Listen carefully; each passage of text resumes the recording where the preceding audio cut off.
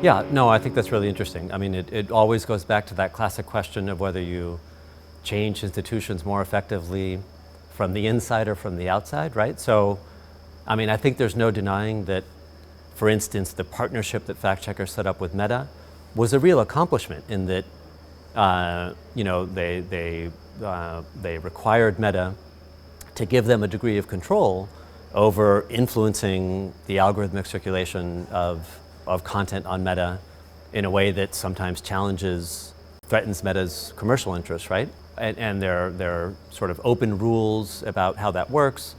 The program requires that fact checkers be accredited by the International Fact Checking Organization. So it has some really good features in terms of the way it's structured.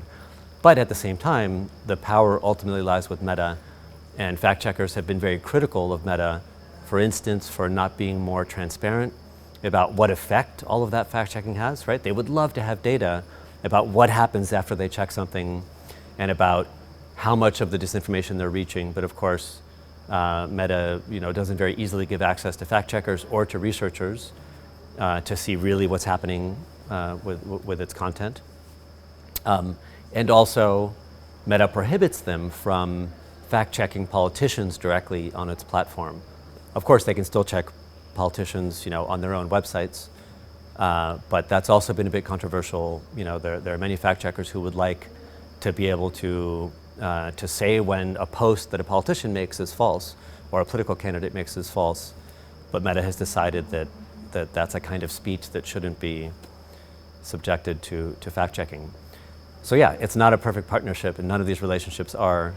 But the perspective of fact checkers is that they allow them to have a direct impact in a way that you don't often see in a lot of their work, right? Because when they label something as false on TikTok or on Instagram or on Facebook, what happens is that immediately its circulation reduces, right? So what they've told me is that they really appreciate that ability to, you know, for once have an immediate impact on the disinformation that they try so hard to fight.